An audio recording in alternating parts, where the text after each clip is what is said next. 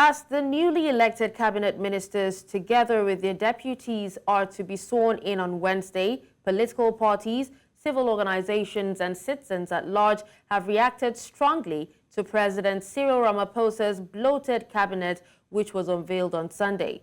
The cabinet of the Government of National Unity has also received mixed reactions from labor federations.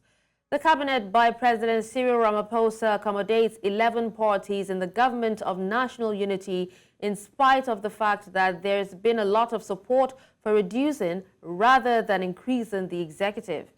The cabinet has grown much bigger than countries which have bigger economies and population size. South Africa cabinet now has from 30 to 32 portfolios, and there are now 43 deputy ministers, up from 36.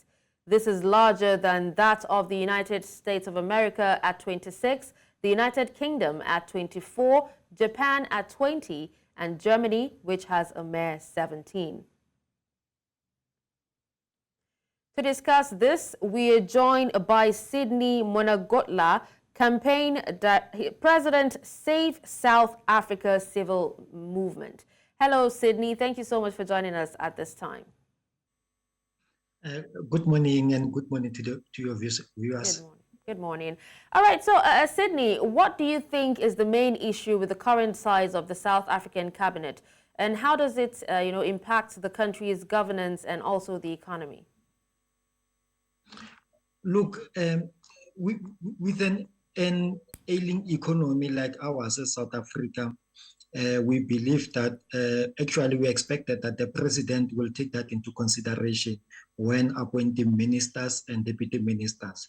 I mean, for the first time in the history of our democracy, where we've seen such bloated cabinet, we have 33 deputy ministers. And look, even today, we still don't understand the role of deputy ministers, because even when the minister is not present, the deputy minister cannot act on behalf of the or during the absence of the minister. So their positions are not justified, and even appointing more of them into the cabinet, it is not justified by the president. We believe that even this deputy minister positions needs to be scrapped. We don't need them in our system, because they don't, I mean, they are not relevant. I don't want to use the word useless, but I mean, we've got people who cannot even play a role of a minister in the absence of a minister. All right, so now, for us, yeah, Sydney. Now, speaking on positions, especially that of the deputy ministers, not being justifiable, do you think that the current size is a result of nepotism, political patronage, or a genuine attempt to address social and economic challenges in the country, considering that it is a government of national unity? Look, you see, it's for the very first time where we saw such a powerless president. And the size of this cabinet, it is solemnly because the president wanted to accommodate other people so that they can to come and form part of the government of national unity. There is no justification other than to say that it was only dispatching patronage to other political parties and other individuals within the ANC to accommodate them in order to secure his seat of president, because he was guaranteed that you are going to elect you as a president, and only if you offer this as these following positions. So the president and such, we view that as an indictment to the people of South Africa, because it means the power of the president, as per the constitution, was taken away. People decided before that they want this position and this position and this position. And in terms of the constitution of the country, the president is the one who's appointing ministers. But we saw opposition parties dictating to the president that he must appoint this minister and this minister into the following portfolios. So it means in this instance, the powers of the president were outsourced to the other opposition parties.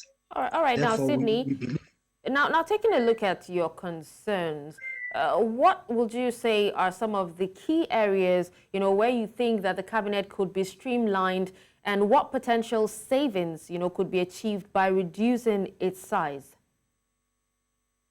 Look, there was a Department of Agriculture and Land Reform, but it has been divided into two departments now.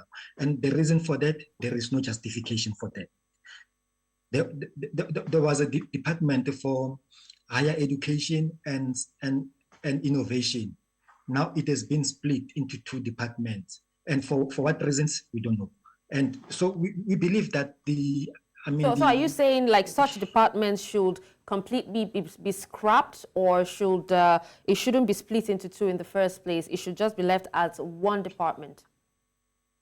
Yes, in order to reduce the size of cabinet, the president should have left the portfolios as they were, or should have scrapped others, which is so.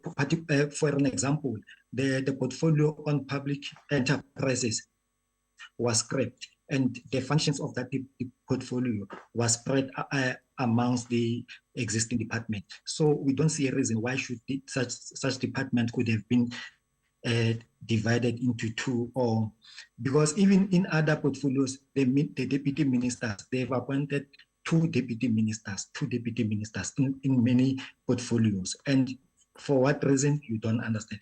But you can simply conclude that it is simply because they wanted to accommodate their own comrades.